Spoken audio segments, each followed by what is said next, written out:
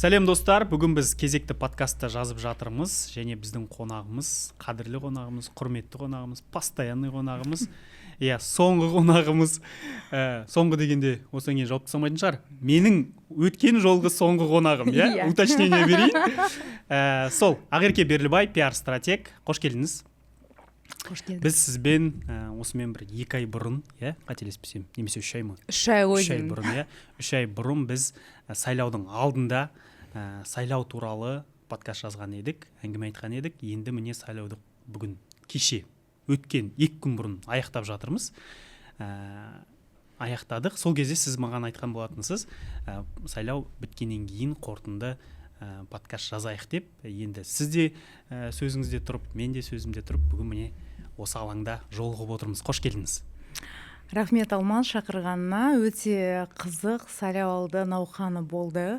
Агит компания болды. Екеуміз бірге сарапшы ретінде барлық дебатқа бардық. Барлық емес, енді осы Қазақстан телеарнасында болғанға барған жоқпыз, бірақ қалғандарына бардық, және бірге өзіміз теледидардан да тамашаладық. Содан кейін талқыладық. Өте қызықты науқан болды, шыны керек. Бүгін неге осы сарапшылардың ортасында отырып, осындай бір сандарды естідім. 65% біздің қоғам, қазақстандықтар ақпараттың барлығын осы әлеуметтік желілерден алады екен дегендей. Ол біріншіден, екіншіден Data Reportal зерттеу институты бар. Өзің білесің, олар әлеуметтік желіні қалай қолданады екенін әлем бойынша бақылайды, және біздің Қазақстанда осы олардың зерттеу бойынша 2026 жылдың басында 16 миллионнан астам бізде пайдаланушы осы әлеуметтік желінің бар екен. Қазақстанда бірінші орында TikTok, содан кейін Instagram және тағы да басқа әлеуметтік желілер барады. Мінекей партиялар осыны түсіне тұра, біле тұра әлеуметтік желіге үлкен назар аударды, және әлеуметтік желі диджитал кеңістігі бір бөлек саяси кеңістік болып қалыптасты. Және мен ойымша, неке біз сандарды қарадық. Парламентке сайлау болған уақытта 2023 жылы онда бір 53% сайлаушы келді ғой. Ал биыл 74, 20%-ға өсті. Немен оны байланыстырады? Енді саясаттанушылар өзінің тәсілдерімен оны қарастырады. Бірақ мен осы пиаршы ретінде, пиар-технолог ретінде бұл сандарды неге көбейді, неге көбірек адам келді дегенді мен осы пиар диджитал контентпен салыстырамын. Неге? Өйткені біздің партиялар, кейбір партиялар тіптім күшті қылып диджитал контент жасады. Барлық пабликтар, пресса, әлеуметтік желілерінде және блогерлар. Немесе бір партиялар бар, солардың өздерінің кандидаттары және мүшелері өздері блогер. Блогер дегеніміз жаман жақтан айтпай қойықшы, қазір айтады біреу блогер партиясы.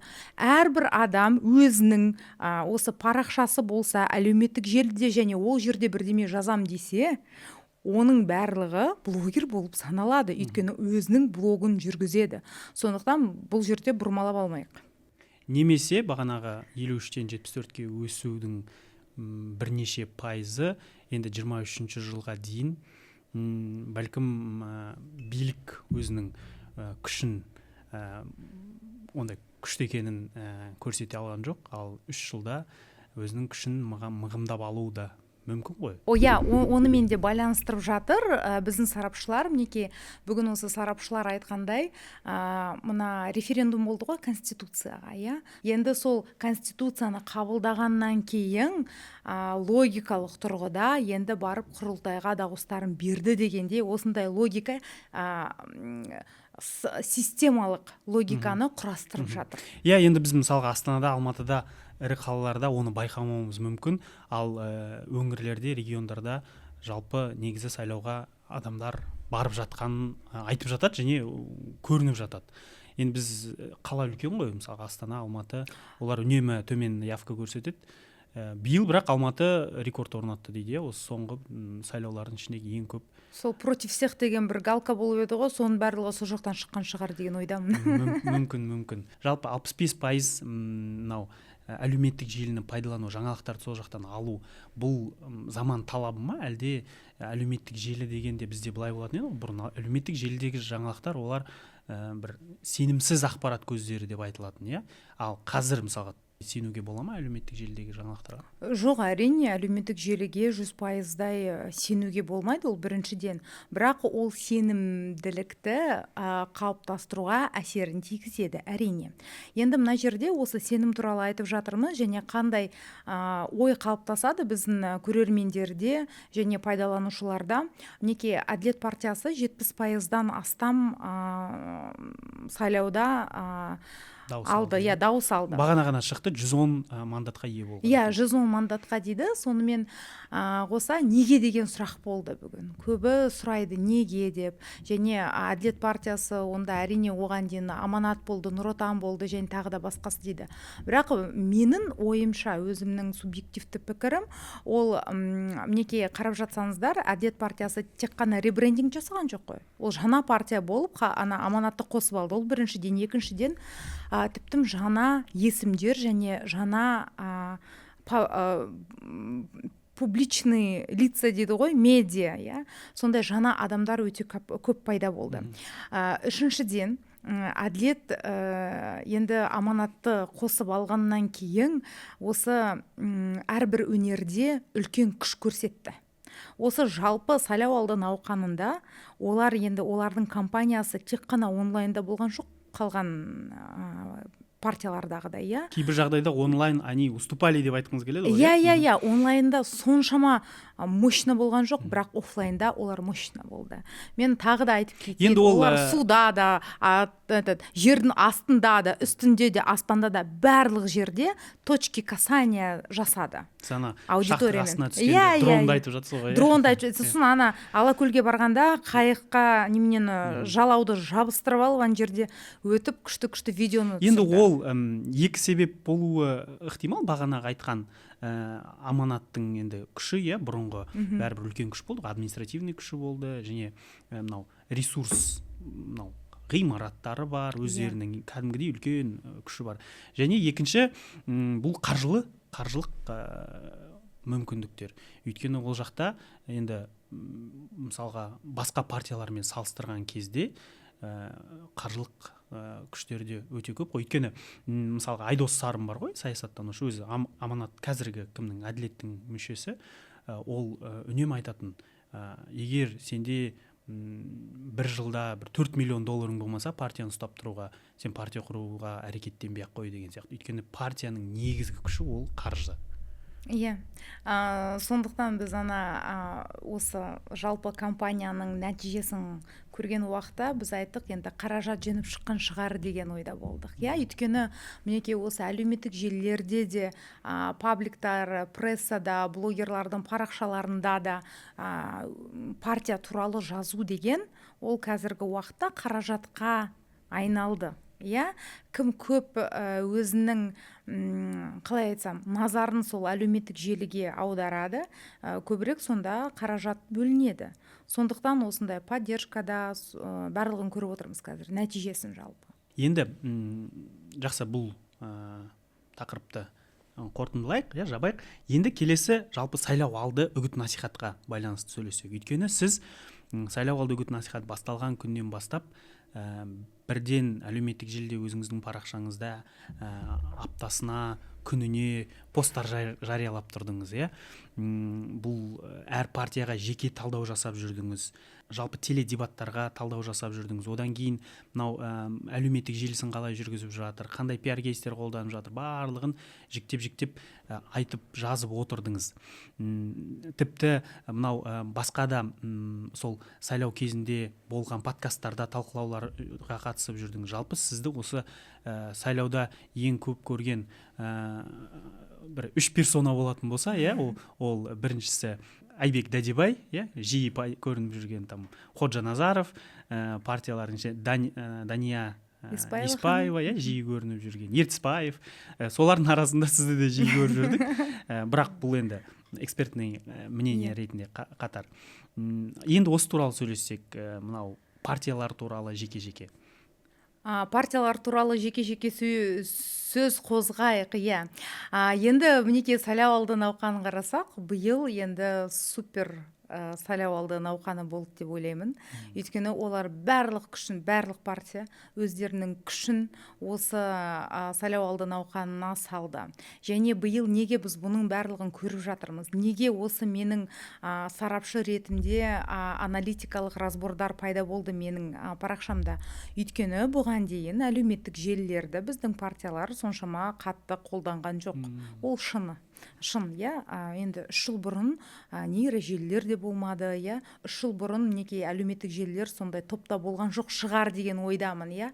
Немесе онда саясаткерлер біздің, иә, олар былай ақырындап қарады ол әлеуметтік желіге, қалай оны қолдану керек. Сосын ол жақта буын жастар да үлкен болды ғой ол жақта. Қазір кішкене енді мысалға жас саясаткерлер келді деп жатсыз ғой. Жас саясаткерлер келді. Олдың мұның да бар ғой себебі. Иә, ол бар. Және сондықтан осы республика партиясынан бастап кетейік.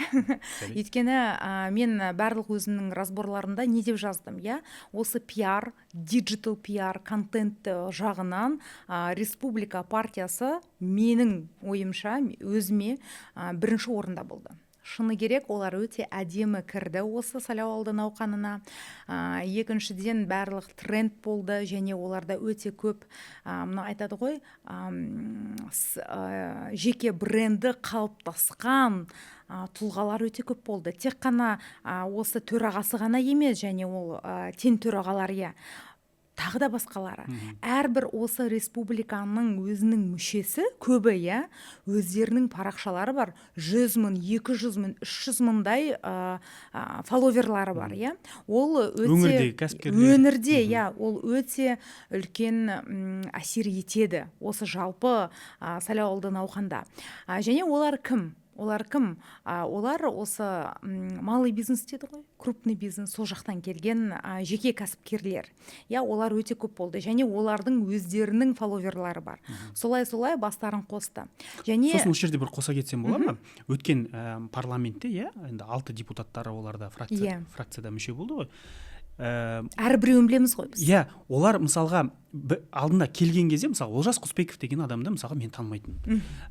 Қошмамбетовті танымайтын. Біздің қазір любимчик болды ол кісі. Иә, Смолякова. Олар партияға, фракцияға мүше болып келгенден бөлек, өзінің кәсіби дағдыларын көрсетуден бөлек, олар мынау жеке брендке де аса кәдімгідей, олар мысалы кірет, жұлдыз болып шығып кетеді ғой кәдімгідей. Мысалы, Динара Шукежанова, иә. Алдын ала енді оның алдында әрине нелері өзінің личный брендімен жұмыс істеп жүрді, бірақ азғантай уақыт депутат болған уақытында да белгілі бір жақсы позиционирование жасады да, одан кейін қазір депутат болмағанның өзінде де, партияның тең төрағасы болғанның өзінде де оның оқырмандары өте өзіне лояльды, кәдімгідей жақсы бір өзіне бір аудитория қалыптастырып алды. Әр солай қарасаңыз, әр адамы солай. Ходжаназаровтан бөлек. Иә, сол 6 депутат болды деп жатырсыз ғой, иә. Әрбір 6 депутатты біз өзіміз жеке тұлға ретінде көреміз және білеміз. Иә, осы жақтан коммуникациялық стратегия республикада дұрыс болды. Және тағы да бір аспектіні айтып кетейін. Біздің әріптестер, журналистер, осы сайлауалды науқаны басталар алдында олар барлығының әлеуметтік желідегі парақшаларын қарап шығыпты. Кім өте жақсы белсенді болып осы сайлауалды науқанына дейін болды дегендей. Сонда екі партия оған ғой, сол республика мен ауыл парақшаларын жүргізіп отырған ғой стабильно. Және осы мінекей республика партиясы туралы тағы да айтып кетейік, диджитал пиар жағынан өте мықты болды. Және келесі мінекей дебаттар болды ғой бізде. Дебат ол осы науқанда нені көрсетті? Дебат телевиденияда ғана бітпейді. Ол телеканалдан кейін, телеарнадан кейін тағы да 3-5 күндей өмір сүреді. Неге?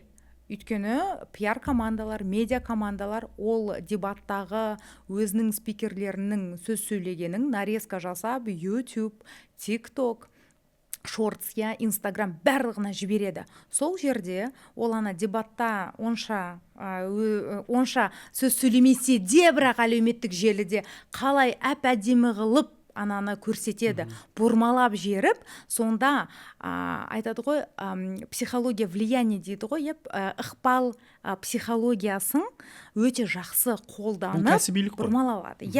Бұл бұрмалап дегенде, бұрмалапқа жатады, бірақ өзінің акцент жасайды. Акцент жасайды, өзінің мысалға адамын, тұлғасын, саяси тұлғасын дұрыс қалыптастырады. Өйткені бағана дұрыс айтасыз, бір сағат дебатта кейде сөздеріңде қателесесің, оның байқадық өзіміз, оппоненттің сұрақ қойған кезде дұрыс жауап бермей қалуы мүмкін, ал негізі соның барлығын жинап 1-2-3 видео жасауға болады, және оны Республика партиясы сәтті алып шықты. Бұны біз пассивная кампания деп айтамыз ғой, пассив жасау, қалай бұл контентті алып ары қарай таратады. Және бұл жерде Республика партиясы өте жақсы мамандар жұмыс істейді ғой деймін, СММ мамандары дұрыс оны ары қарай алып кете алды. Республикадан кейін екінші орында менде осы пассивная кампания, осы дебаттардың контентімен кім жақсы жұмыс істеді, ол ОСДП, ЖСДП партиясы. Неге? Өйткені мен өзім өз басым студиядағы дебатқа бардым. Динара Саджанның қоғам ньюста болған. Ол жерде екі төраға, ОСДП мен халық партиясының екі төрағасы барды.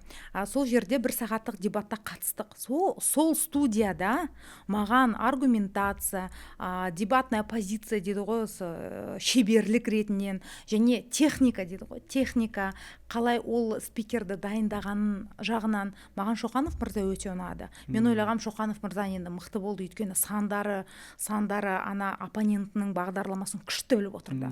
Бірақ мен шықтым ана студиядан. Содан кейін телефонды қолыма алдым. Қарасам ана жерде мәссаған Рахымжанов мырза топ номер 1 болып кетті. Неге? Өйткені капустасымен. Ол біріншіден не істеді?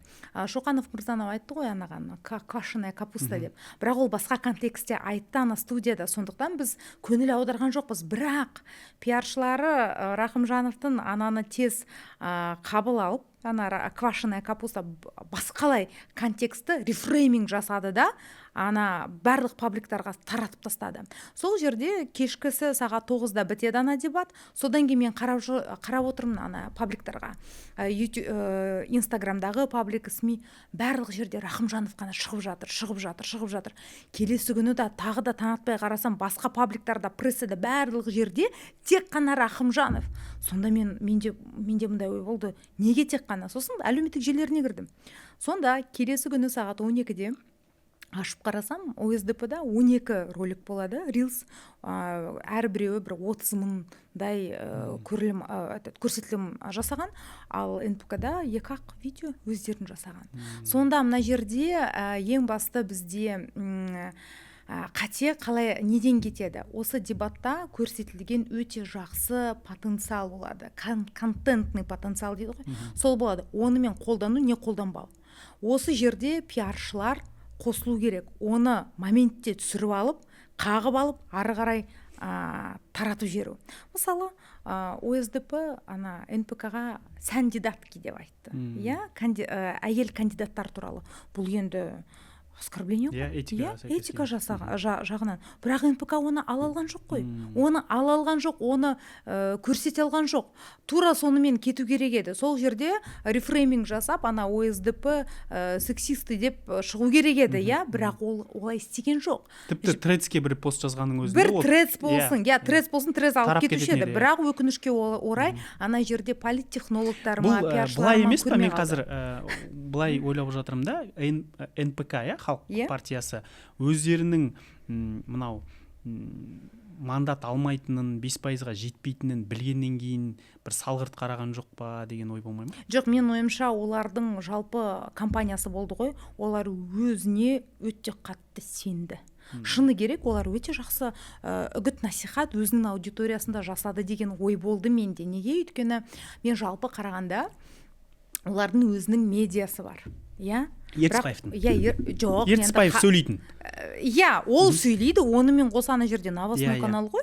Көп көрім жаңалықтар, резонансты ситуацияларды әрқашанда талқылап отыратын, Бірақ енді ең басты тұлға бізде Тұлғасы. ол жерде Ертісбаев, өзде Ертісбаев лайф болды ғой, бөлек, бірақ онымен қоса басқа ведущийлар да болды. Мен өзім барып келдім осы науқанның арасында, талқылап ан жерде барлығы НПК отыр, және мен жалғыз отырмын, барлық партиялардың адвокаты болып ан жерде өзім қызарып, не айтайын, мына жерде халық партиясының өзінің медиасы болды.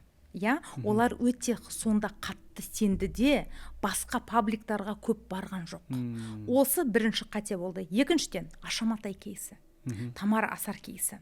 Басында, мінекей мен айтып жатырмын, барлық біздің видеоны қарасақ, мен осы талқылауларға бардым ғой, сол жерде біз басында барлығымыз айтып жүрдік. Енді бұл политтехнология. Осындай әртістерді шақыру, музыканттарды шақыру, бұл бүкіл әлемдегі бар нәрсе, қалыптасып қалған дәстүрлі технология деп, бұл енді әрине мобилизация жасайды біздің аудитория анау деп. Бірақ енді қараңыздар, қалай болып кетті? НПК ала алған жоқ. Сонда не бұл? Сонда бұл не? Мен ойлаймын, біздің қателік неден кетті? Біз көре алмай қалдық, осы біздің медиа контур бар ғой, ықпал ету контуры өзгерді Қазақстанда. Және жалпы бүкіл әлемде де өзгеріп жатыр деген ойдамын. Неге? Өйткені бұрын, мысалы, біз бір селебритиді алсақ, селебрити эндорсмент дейді, бұл техниканы атауы, селебритиді алып, өзіміздің компаниямызға қосамыз, анау-мынау. Неге? Өйткені бұрын селебрити дегеніміз, звезда, әртіс, ол бізге мындай дефицит болатын, дефицит внимания дейді ғой, олар көп болмайтын, сонда көріп қалған уақытта фан встреча, ан жерден бүйтіп көріп, вау, анау бар екен деп, осындай бір күшті олимпта болатын, Қазір әлеуметтік желілер пайда болды ғой. Жақын олар. Әлеуметтік желілерде олар күні бойы видеосын түсіреді, сторисін түсіреді. Ол соншама алыс емес, енді дефицит қол жетімсіз емес. Дефицит жоқ, ол біздің жанымызда. Сондықтан ықпал контуры өзгерген уақытта бізде сұрақ пайда бола бастады. Неге, мысалы, сол Ашаматай немесе Тамара Асар ана жерде бар деп? Неге олар ана партияға бар? Сол жерде біз көріп жатырмыз, кішкене жасандылықты, олар әдей жасады ма, неге оларды шақырды деп, анау-мынау дегенде. Сондықтан олардың бұл технологиялары өтпеді деген менде ой бар. Олар бірден сол қалай шықты, сол күннен бастап хейтке түсіп кетті. Хейт басталды. Мен ойымша, шыны керек, мен басқа интервьюларды берген уақытта мен бұл айттым. Ол дұрыс дедім, ол нормально дедім. Ол назар аударуға жасалған нәрсе.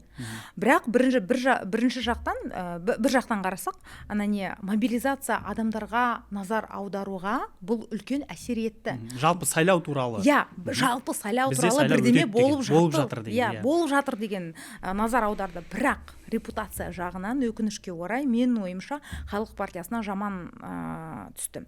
Енді мына жерге менде осы халық партиясы туралы айтып жатырмыз ғой, қазір өтіп кетсек айта алмай қаламын да ол ойымды. Осы Ертісбаевтың сайлауының алдында кетуі, пассивтерінің әлсіз болуы, Ашаматай, Тамара Асар сияқты тұлғаларды алып келуі, бірден хейтке ұшырауы, менің жеке пікірім ол, халық партиясын, бұрынғы коммунистік халық партиясын ақырын саяси сахнадан ығыстырудың бір әрекеті деп ойлаймын. Бұл биліктің осындай бір жолы болды ма деген бір ой болып қалыптасады. Келесі сайлауда ақырын Ақ Жол партиясын ысырады. Сөйтіп 22 жылдан кейін басталған саяси реформалар бізде Қазақстанда Әділет партиясы, Республика партиясы, сосын Ауыл партиясы сияқты ОСДП, енді ОСДП 20 жылдан астам оппозицияда жүрді ғой, сондықтан оның репутациясы бәрібір жақсы. Халықаралық деңгейде деп айтайық, Сондықтан менің ойым осы биылғы сайлауда халық партиясынан құтыламыз, келесі сайлауда Ақ Жол партиясынан құтыламыз деген бір саяси бір ойын емес, бір жоспардың бір бөлшегі ма деп ойлаймын. Мен енді ондай баға бере алмаймын, өйткені мен политтехнолог емес, мен пиар технологпын. Мен тек қана осы пиар және коммуникация жағынан ғана баға бере аламын. Сондықтан мінекей мен ойымша халық партиясы жалпы өзінше ребрендинг жасады ғой. Басшыны өзгертті, жалпы коммунистік партия емес, жалпы халық партиясы деп атады. Бірақ ребрендинг жасаған уақытта олар қызыл түсті қалтырды және шрифттарды қалтырды. Сонда адамның осы біз пайдаланушылар әлеуметтік желінің жалпы адамдар біздің басымызда разница жоқ. Сосын осы болдыңыз ғой ана дебатта Байтақ партиясының мүшесі сұрақ қойды ғой нақты. Голощекин, Ленин туралы нақты өздеріңіздің позицияңызды айта аласыз ба деген кезде олар оны айта алған жоқ. Қашып, бүйтіп, әйтеуір нақты сұрақ. Ол сұрақты оларға жалпы партияға екінші рет па қойып жатыр? 2-3 рет қойған Ирина ханымға, прям Ирина ханымға қоя береді ғой кісілерге. Сондай нәрсесі бар да. Сол да әсер еткен деп ойлаймын. Енді ол жалпы өзіміздің жеке субъективті ойымыз.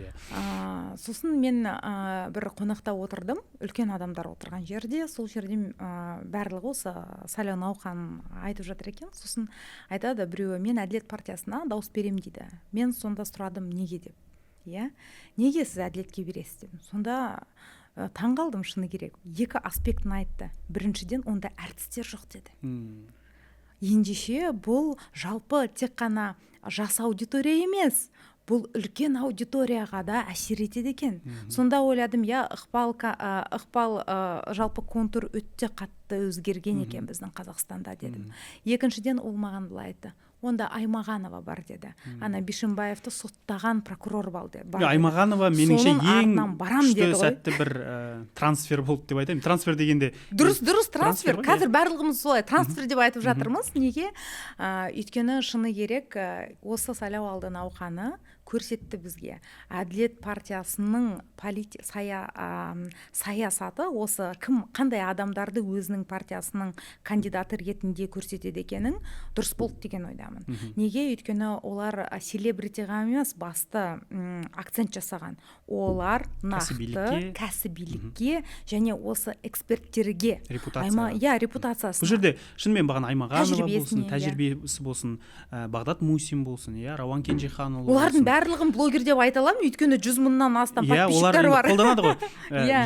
Осындай блогерларды алу керек. Бірақ олардың артында сол кәсібилігі, тәжірибесі, үлкен репутациясы бар тұлғалар. Меніңше бұрын, бірақ мойындау керекпіз ғой, бұрын Аманат кезінде енді есімде жоқ, бірақ Нұр Отан кезінде Қайрат Нұртас, Головкинді олар өздерінің списоктарына қосқан кездері болды ғой, бұрынғы жылдары.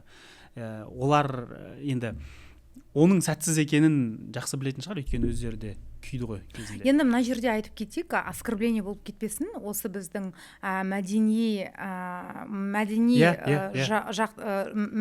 мәдениеттегі біздің тұлғаларға, өйткені олардың да кәсібилігі жоғары, олардың да тәжірибесі мол дегенде, сол Тамара Асар ханымдағыдай. Бірақ мына жерде біз тағы да қайтып келсек парламенттің жүйесіне және парламенттің жалпы функциясына. Олар не істеу керек? Олар заң қабылдау керек, заңмен жұмыс істеу керек, және көп сарапшылар айтып отыр, онда юристтер болу керек, экономистер болу керек дегенде, осындай нақты хард скиллы дейді ғой, сондай хард скиллдар болу керек, сондықтан әділет дұрыс айтасыз. Менде осы кезде тағы қоса кеткім келеді. Мен мысалға Ардақ Назаров, Дәулеттен туралы, олар саяси сахнада болды ғой, мәжілісте болды, депутат болды. Сол кездерде сынайтынмын олардың жұмыстарын. Сол кезде маған олардың жақтаушылары, оқырмандары кәдімгідей үлкен негатив көрсететін. Сол кезде мен оларға бір жауап берген болатынмын. Айналайындар, егер олар саяси сахнаға келмегенде, әркім өзінің кәсібін істеп жүрген кезде, мен оларға мүлдем жұмысына араласпайтын едім. Олар қазір заң шығарушы органға келіп отыр. Олар үлкен саясатқа келіп отыр. Саясатқа келу ол өзіңнің аяғыңмен сен мынау қоғамдық ортаға, саяси сахнаға келіп тұрсың деген сөз. Былай айтқан кезде, бұл менің зерттеу объектіме келіп тұр. Мен оларға шақырған жоқпын. Мен олар келді, мен одан кейін күтіп алдым оларды, өзімнің ойымды, субъективті ойымды айтып жатырмын деген түсініктеме бердім. Егер олар әркім сол пауэрлифтинг па қандай, сондай спортмен айналысып жүре бергендерінде мен олар танымайтын да едім бәлкім. Өйткені мынау Аша Матайда, Тамара Асарда өздерінің кәсібінде, өздерінің мысалы тележүргізушілік болсын, әншілік болсын, нәтижеге жеткен халықтың сүйікті адамдары ғой. Бірақ олар өздері келді ғой біздің территорияға. Дұрыс айтасыз. Сондықтан біз сынаймыз. Сондықтан біз сынаймыз. Құқығымыз бар. Бұл зерттеу, біз осы саланың зерттеушісі, сарапшысы, осы салада еңбек етіп жүргеннен кейін біздің территорияға келген адамды, саяси тұлғаны біз толық зерттеуге, толық өзіміздің ойымызды айтуға құқығымыз бар деп есептеймін. Иә, дұрыс айтасыз, толыққанды келісемін. Енді Ақ жол партиясы туралы айтып кетейік. Бұл сайлауалды науқанында олардың спикерлері және жалпы айтады ғой, красная линия дейді ғой, осы красная нить, оларда өте мықты жасалған, көрініп тұр тәжірибелі партия екенін, және спикерлерінің барлығы өте тәжірибелі және жоғары деңгейде. Бірақ бір ғана дебаттамаған ұнаған жоқ, шыны керек, ол 7-ші арнаның, жоқ 7-ші арна емес, жібек жолына барғанда өте әлсіз болды. Екеуінің арасында коннект болған жоқ. Коннект болған жоқ қой деймін, басқа партияларға қарағанда. Бірақ Ақ жол партиясына жалпы айтарым бұл партия туралы, бұларда тек қана тәжірибелік мықты болды, біріншіден. Екіншіден, олардың төрайымдары Еспаева ханым, ол өте тәжірибелі және мықты спикер екенінің 2 дебатта көрсетті. Бірінші рет ол Ходжаназаровпен, екінші рет ол осы жалпы төрағалардың дебаттарында. Ол біздің фаворит болып бірінші орында болды, шыны керек. Ол тезистар, оппоненттермен қалай жұмыс істеді, аргументация жағынан, панчтар жағынан да Ақ жол өте жақсы болды. Бірақ өкінішке орай пиар жағынан әрине басқа партиялар сияқты көп өздерінің күшті жақтарын, контенттерін таратқан жоқ. Мысалы, Мадина сол Еспаева ханымның көрсету керек еді, қалай сөз сөйледі, қандай тезистарды жіберді екенін. Бірақ өкінішке орай өзінің ғана парақшаларында жариялады, ары қарай мен басқа пабликтарда көрген жоқпын. Осы кезде Дания Еспаева туралы қоса кетейін. Бұрын бізде саясатта әйелдер болды ғой, мемлекеттік хатшы қызметін атқарған депутаттар болды, сенаторлар болды. Бірақ енді солардың ішіндегі бір танымалдарын ойлайтын болсаң, солардың көпшілігі мынау квотаны толтыру үшін жүрген әйелдер сияқты болып көрінетін маған. Мен енді аттарын атамай қояйын қазір, бірақ енді солай болып көрінетін.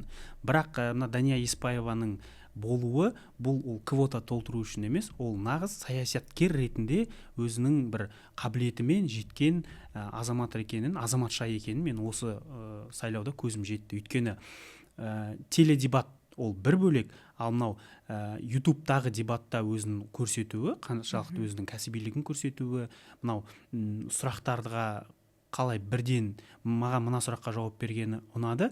Сіздер, Ходжаназаров былай қойған болатын, сіздер 20 жыл бойы уәде беріп келе жатсыздар, бірақ соны әлі орындамай жүрсіздер деген. Ол былай жауап берді. Мен негіз қызық болды, ол қалай жауап береді екен деген. Ол битті. Біз өзіміздің уәделерімізді өзгерте бермейміз, біз әйтеуір біреу орындалғанша сол уәделерімізде тұрамыз. Сол уәделерді нәтижесіне жеткенше соны қайта өзіміздің сайлауалды бағдарламаларға, сайлауалды бағдарламаларымызға жылда енгізе береміз. Себебі біз оны орындау керекпіз деген түсінікте айтты да, мақсатпен айтты да. Мен айтадым, мынау сұрақты алып шығып кетті дедім. Аргументация жақтан мықты, енді тәжірибесі керемет болды. Шыны керек, мінекей Ақ жол партиясы осы жақтан мықтырақ болды деген ойдамын. Бірақ енді жалпы публикада қалай жұмыс істеді, не болды, қалай болды, сол жерде. Бір партия төрағасына күшімен шықты ғой негіз осы сайлауда. Меніңше осы Дания Еспаеваның күшімен және бұрынғы тәжірибесімен шықты. Ал негізі агиткасы, пиары оған сәйкес болған кезде осы тұлғаларға онда бәлкім одан да ауыл сияқты. Одан да күшті болушы еді, пайыздары көбірек болушы еді. Мына Дания Еспаева осы квота емес екенін көрсетті. Женская квота деді ғой. Бұл кісі меритократия ретінде осы төрайымы болып Ақ жолдың, және ары қарай мінекей өзінің карьерасы. Вице-спикер ғой. Вице-спикер болды ғой. Болған адам ғой. Вице-спикерлік деген ол негізі логикалық тұрғыдан жасалған нәрсе. Шыны керек. Өйткені ол өзінің күшін көрсетті осы сайлауалды науқанында деген ойдамын мен. Мінекей. Сол осы Ақ жол туралы айтып кеттік. Және мынау бізде тағы да Байтақ партиясы бар ғой. Байтақ партиясы мен... Ол сайлауалды, Азаматхан мырза сайлаудың нәтижесін мойындамаймын деп жатыр ма қазір? Мойындамаймын дейді. Ол бірінші не айтады енді? Не айтады? Неге айтайын ба? Өйткені Ден Тишина болды ғой. Сол күннің алдында оның партияластары оған қарсы шыққан, осы сайлауалды науқаны басталғанның алдында. Бірінші күні. Бірінші күні қарсы шыққан адамдар Фейсбукта пост жазады. Біздің Байтақ партиямыз 5%-ды сайлауда 5%-ды алмаса, бұның бұл Азаматхан Амертаев кінәлі деп, оны осы төрағалықтан алайық деп олар жазып тастайды. Соның барлығы сол денчишіні болады, сол жерде шығып кетеді ғой, барлық жерде прессада. Мен айттым, мәссаған қалай бәрі осы сайлау алды науқанын барлығын күтіп отырып 30 күн тып-тыныш қана отырып, сол последний күн, ең соңғы күні айдап жібереді ана постына. Содан кейін олар против всех деген галочка 2,5% болды ғой, олар Байтақ партиясы одан да азалып қалды. Екінші рет осы парламент сайлауында. Сонда бізде сұрақ не үшін керек дегенде, ол біріншіден, екіншіден әрине мен Азаматхан мырзаны түсінемін, ол кісіде шок болды. Мен әріптестерім, журналистер былай жазыпты, власть кезетте шықты, олар пресс-конференция болады депті сол күні. Содан кейін ағамыз алып тастапты ол пресс-конференцияны. Содан кейін бір жерден заявление естідім, мен қарсымын деп, бұл осы сайлаудың результаттарын мен қабылдамаймын дегенде. Бірақ кейбір өңірлердегі филиалдар мойындаған, ал негізі өзі мойындамаймын деп отыр. Енді олардың ішінде жалпы жүйе жағынан өте көп мәселелер бар, оны барлығы біледі, ауыз біршілік жоқ бұл партияда. Сондықтан осындай кампания болды ма деген ойдамын. Бірақ жалпы пиар жағынан алсақ, коммуникация жағынан басқа партияларға қарағанда оларда өзінің маскоты болды, маскоттар болды. Дебатқа барғанда көрдің ғой, есінде бар ғой, қалай маскоттар жүрді. Сосын противогазбен жүрген жігіттер болды. Сол жағынан қызықты болды. Екіншіден, Азаматхан Амертаев осы соңғы дебат болды ғой, хабар арнасында төрағалар сөз сөйлегенде, сол жерде прям супер телевизионный спикер екенін көрдім мен. Азаматхан Амертаймен мен 2020 жылы таныс болғам. Біз 31-ші арнада неге деген саяси қоғамдық ток-шоу жасағамыз. Сол кезде біз оны шақыратынбыз. Сол кезде ол өзінің ораторлығын, өзінің нағыз саяси ток-шоуға дайындалған, сондай арналған адам екенін көрсеткен болатын. Өйткені мимикасы, дауыс көтеруі, түсіруі, жесттары бәрі өте соған сәйкес келеді. Нағыз ЛДПРдегі бұрынғы Жириновскийдің бір қазақстандық нұсқасы. Жалпы енді қалай айтсақ болады, бізде кезінде ондай персонаждар болды ғой, саяси персонаждар. Ғани Қасымов болды, Амантай Қажы болды. Осындай адам керек. Ол болу керек. Ол билікке де тиімді. Эпатажный. Ол жалпы шоу жасауға да тиімді. Бірақ енді бірінші осы сайлаудың алдындағы съездері күні өздерінің партиясының арасындағы бәсекелестік, съезге кіргізбей қою туралы айқай-шу, сол бірінші күннен басталды ғой. Бұл партияның жалпы осы сайлауда соңғы орын алатыны да белгілі болды. Одан кейін өзі бүгін сайлау күні учаскесін шатастырып алып, тағы бір енді бір осындай инфоповод болу керек деген ойдамын. Енді барлығы бес саусақтай болмау керек. Әрине. Бұл да қызықты ғой. Байтақ партиясы. Енді бізде ауыл партиясы туралы сөйлессек, өйткені мен ауыл партиясы өзі несін айтып жүреді ғой. 2 дебатта да айтты. Біз Егізбаев та айтты, өткендегі екінші дебатта да, үшінші дебатта да айтқан болатын. Біз атауын өзгертпеген жалғыз партиямыз деп Қазақстан тарихында. Оны Шахмардан айтты. Шахмардан. Оның алдына Егізбаевты айтқан болатын. Бірінші неде, дебатта, ұлттық арнадағы. Қателеспесем. Бірақ ауыл партиясы шынымен өзінің екінші орын алатынын білген сияқты. Бәріміз білдік қой енді шыны. Және соған өте әдемі жетті. Ешқандай несіз, қалай айтын еді, бір көп бар ғой, көп стараться еткен жоқ деп айтайыншы мен. Көп стараться еткен жоқ. Меніңше оның да бір себебі бар. Оларны артық қыламыз деп, тыртық қылып алмайық деп, өздерінің екінші орын алатынын біліп, бір тыныш өткен бір партия болды деп есептеймін. Өйткені оларда қалай айтсақ болады, ат бар, аудиториясы бар, өзінің атауы бар, ауыл деген өзінің дайын тұрған аудиториясы бар. Саяси ішіндегі құрамы да әлсіз емес. Өйткені мен былай кейін қарасам, басында мән бермегем, кейін қарасам ішінде сол Шахмардан, Байманов, жастардың ішінде, сосын Дәурен Бабамұратов сияқты тұлғалар болды. Дәурен Бабамұратов, мен енді ол кісіні 2012 жыл университет кезінен білем, оқуға түскенде олар жастардың ұлттық ұйымдарын жасайтын, сондай бір болашақ деген қозғалыстары болатын. Жалпы бұрыннан саясатта, оның ішінде Алматыдағы қазақ жастарының бір белсенділерінің бірі болып жүрген. кейін мысалға мен ауыл партиясының тізімінен көрген кезде мен айттым, демек үлкен саясатқа сол бұрыннан шыңдалып келе жатқан тұлғалардың бірі келе жатыр екен деген. Енді ауыл партиясының пиар жағынан айтсақ, көп күш салған жоқ, ол біріншіден. Екіншіден, әлеуметтік желіде де соншама көп болған жоқ. Үшіншіден, олар нақты біледі өзінің мақсатты аудиториясын солармен ғана атып тыныш қана жұмыс істеп жатыр. Және ойлаймын, осы региондарда, аймақтарда өздерінің жұмыстарын жақсы өткізді осы офлайн ретінде деген ойдамын. Бізге көрінбеді ол. Бізге бірақ көрсеткен жоқ, олар соншама күш салып көрсеткен жоқ басқа партиялар сияқты.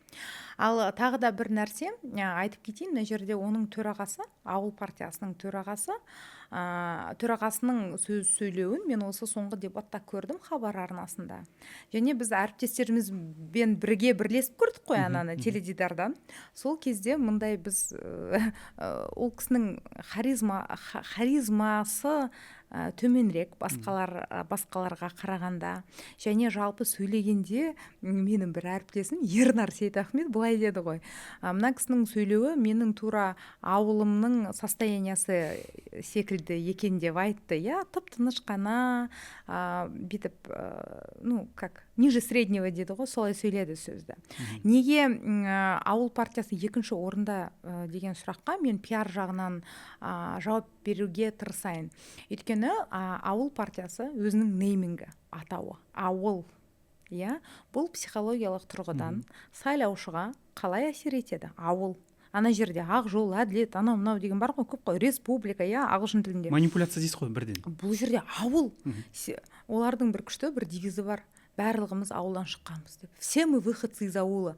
Осы енді жүрекке жетеді ғой, шыны керек қой, біз барлығымыз ауылданбыз, бұлай қарасақ, түбін қарасақ.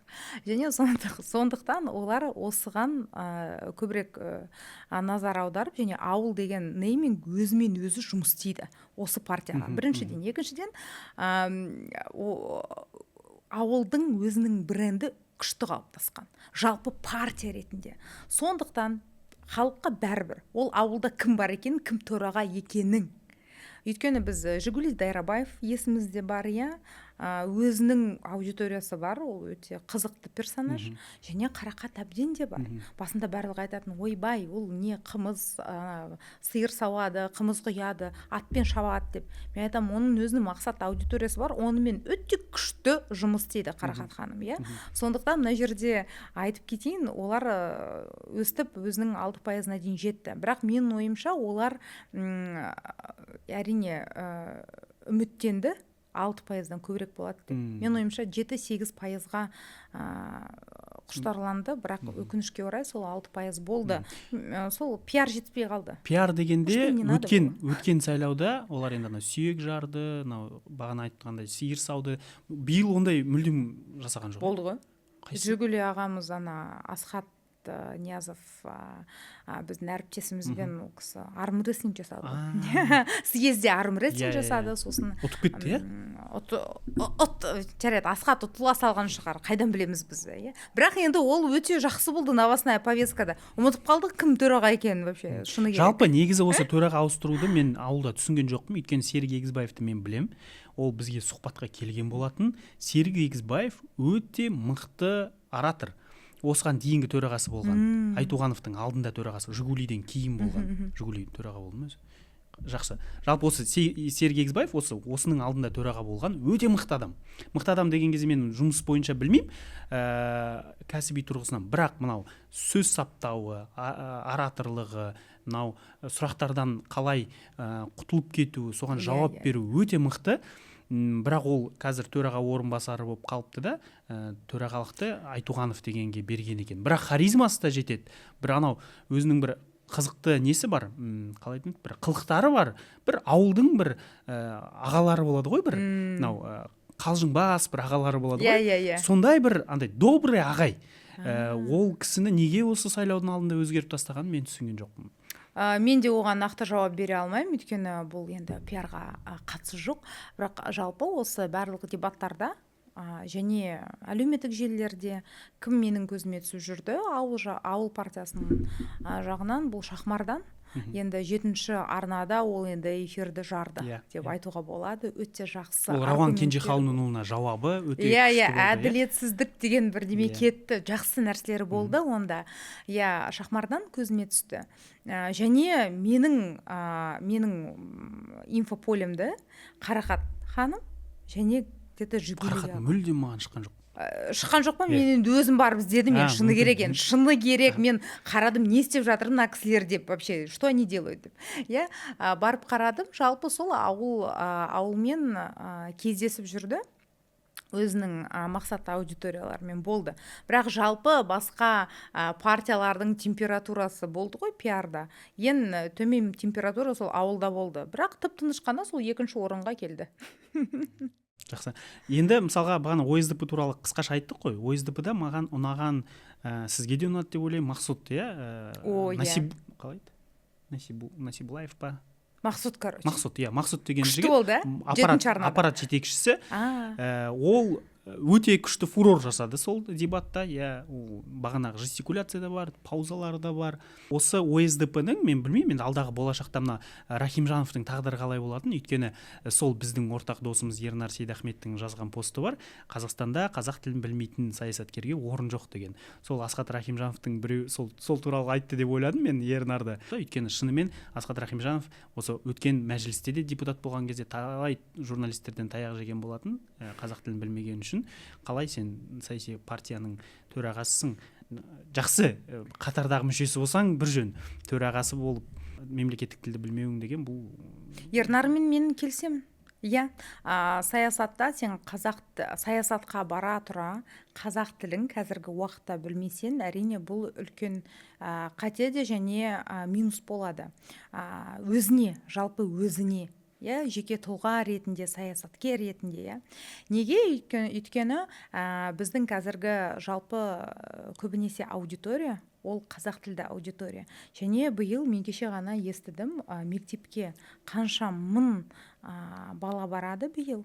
Және барлығы қазақ тілді 70%-дан астам. 70%-дан астам адам осы қазақ тілді мектептерге барады. Бұл дайын электорат дейсіз ғой.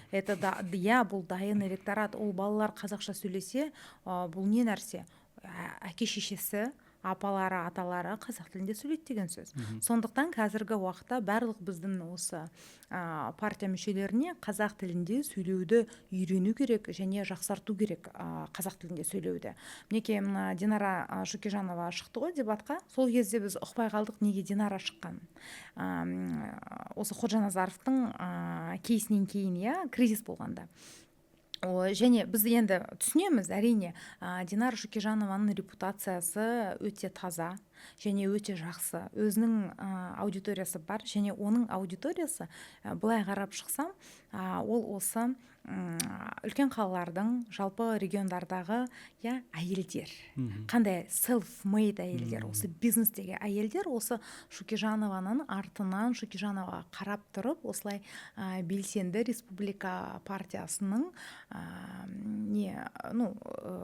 қатысушылар деп айтуға болады. Сол жерде Динара ханым шықты ғой. Бірақ бізде барлығымызда мұндай сұрақ болды, неге Динараны шығарды? Мен пиаршы ретінде түсінемін неге екен. Өйткені оның репутациясы супер, сондықтан жерде антикризисный менеджмент керек болып кетті. Содан кейін оның барлығын рефрейминг сонда жүреді. Оған дейін Динара ханым көп көрінбей жүрді негізі. Көрінбей жүрді. Неге? Өйткені ол кісі депутат болғаннан кейін кетіп қалды ғой, жылдың аяғына дейін, ол бірнеше ай ғана отырды. Бірінші, екіншіден ол айтты, мен депутатқа бармаймын, мен өте күшті бизнесменмін деді, осы жерде жүре берейін деді. Сонан кейін сол депутат болмаймын деген адамды дебатқа шығарғаны қызық болды. Бұны біздің саясаттанушылар, политтехнологтар осындай сұрақ қойып жатыр. Бірақ мен пиар-технолог ретінде оны толыққанды түсінемін, неге олай жасады екен. Және көбі айтып жатты, мінекей Динара ханым осы республика партиясының күшті төрайымы болушы еді деді. Бірақ ол бола алмайды. Неге? Өйткені қазақ тілі жоқ. Қазір оқып жүр ғой, қателеспесем, үйреніп жүр ғой. Білмеймін, бірақ мен қазақ тілінде естіген жоқпын. Бірақ мен мына нәрсені қоса кеткім келеді, өйткені мен сол студияда болдым. Олжас Құсбеков пен Динара Шукежанова екеуі бірге дебатқа шыққан кезде өткен дебаттардан қараған кезде республика партиясының күші жоғары болды. Оларды өте жақсы дайындады. Өте жақсы Супер дайындықпен дайындады, келгені, иә. бірден екеу көрініп тұр, сенімді өздеріне.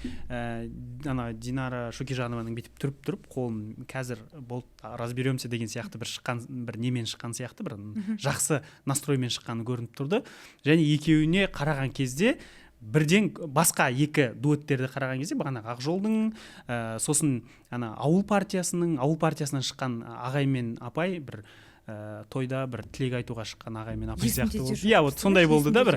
Иә, кімдер әділеттікі өте жақсы болды. Айжан ханым мен адвокат, иә, өте күшті. Енді ол оратор, екеуі де сөйлеп көрініп тұр қалай дуэтті дайындаған екен, команда ретінде, иә, ауызбіршілік бар екенін. Өйткені біреуі жалғастырып, екіншісі алып кетеді дегенде, иә, осындай моменттер өте көп болды. Мен сол кезде көрдім, осы Әділет партиясының қасында, дебаттың алдында студияда жүрдік қой енді біз, сол кезде Айдос Сарымның жүргенін, екеуінің қасында. Иә, айтады, сол кісі дайындады деді барлық Айдос Сарым қасында жүріп, өзінің ойларын айтып, бірден басталып, режиссер мотор дегенше қасында жүрді. Мен өзім отырдым ғой, сол кезде көрдім.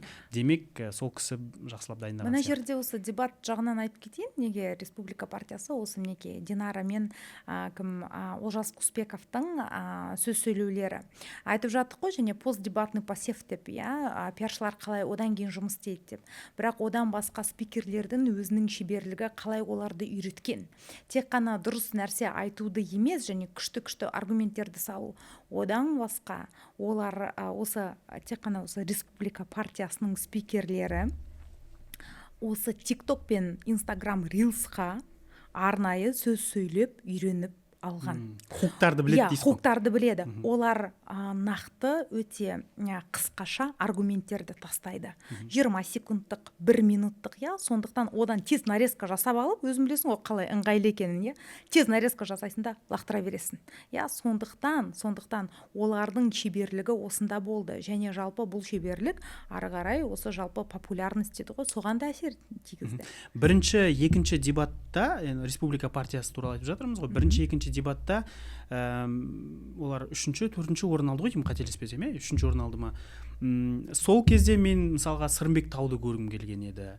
Ерболат Мұхамеджанды мен көргім келді. Иә, Ерболат Мұхамеджанды көруге болатын еді. Өйткені олар дискуссияға өте жатық, сосын жетік деген ғой.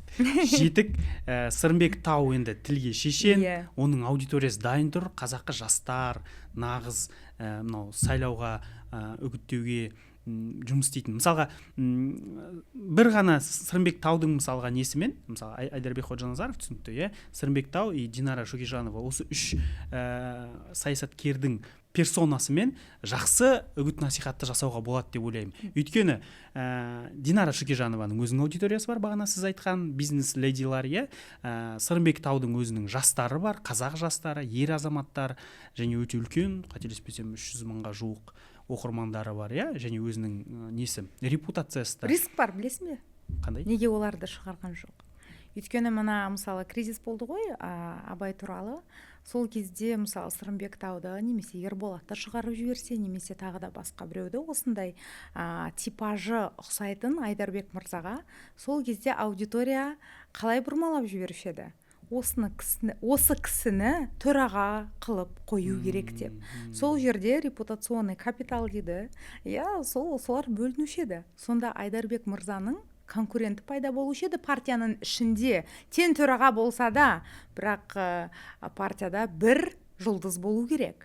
Қалғандар неге жұлдыз? Өйткені олардың өзінің мақсатты аудиториясы бар. Динара мысалы әйелдермен жұмыс істейді, Динара Наумова бар, оның өзінің аудиториясы бар. Олжас Құсбековтың өзінің аудиториясы бар. Өйткені екі, Айдарбек мырза мен Олжас Құсбековтың архетиптары бөлек. Бірақ Сырымбек Тау мен Ерболат және Айдарбек мырзаның архетиптары ұқсауы мүмкін. Сондықтан олар тікелей конкурент болу. Енді Айдарбек мырза тағы 4 жылға сайланды ғой. Қорықпай жұмыс істей берсе болады ғой. Енді Алаңдамай. жұмыс істейтін шығар деген ойдамын, бірақ енді ол кісі ана жолы мен бір разборымда жазғанмын, маған өте қызық болды. Неге бұндай феномен болды? Басында енді ғана саясатқа келді ғой. Ходжаназаров мырза біздің крашымыз болды ғой, шыны керек. Бізге өте ұнады, прям супер свежий политик болды. Бірақ мінекей бірнеше жыл өтті, қазіргі науқанда неге бізге біреу жазып жіберіпті, краштан скуф болып кетті дейді. Я, осы біздің терминдарды айтсақ, мен таңғалдым, неге? Менің өзім де көз қарасым кішкене өзгеріпті оған. Мінекей агрессивті жағынан кішкене невербаликасы, вербалсыз коммуникациясы өзгерді, я. Кішкене басқалай жұмыс жасайды. Немесе позиционированиясы, пиаршылар қатты жұмыс істеп кетті ма дегендей. Осы жылылығы кетіп қалған сияқты болды. Я, аудиториямен жұмыс істеген уақытта. Сол өкінішке қарай. Енді бұл қателіктердің барлығын өзіне алып дегенде, жазып дегенде, осы жаңа құрылтай науқанында басқандай модельді таңдайтын шығар деген үміттеміз біз. Бірақ маған ерекше көзге түсетіні, онымен келісемін, алдыңғы 22-ші жылдардан қарағанда ондай бар, байқалады. Бірақ сізде мүмкін қоса кететін шығарсыз, сайлауға барудың өзі, басқа теледебаттарға барғанның өзінде де республикада командалық жұмыстың көрініп тұрады. Төраға тұрады, оң жағында Максим Барышев деген сияқты. Айтам ғой, пиаршылары өтте жақсы жұмыс істейді. Динара Шүкежанова, ар жағында Сырымбек Тау тұрады, Ерболат Мұхамеджан тұрады. Барлығы бір жаңа жігіттердің, қыздардың бір жиналып, мына жобаны жасап тастайық деген бір жұмылып істеп тастайық деген бір настрой сезіледі, бір сол камераның ар жағынан. Визуальная коммуникация өте әдемі. Сол жағы байқалады. Басқаларда төрағасы тұрады, қалғандарын білмейсің, командада кім бар. Олар жас қой. Олар біледі қалай аудиториямен жұмыс істеу керек екен. Оларды әдейі үйретпесе де, олардың интуициясы осы әлеуметтік желілерде олар өзін жақсы сезінеді ғой. Олар көріп, насмотренность бар, жалпы тәжірибесі бар, барлығын біліп тұрады, өздерін емін-еркін сезінеді басқаларға қараған уақытта, Осы жалпы осы сайлауалды науқанында олар өте көп күшті осындай ньюсджекингті қолданды, мысалы, осындай күшті әдемі пиар технологияларды қолданды. Саясаттанушылар оны ұққан жоқ, бірақ біз пиаршылар және осы олардың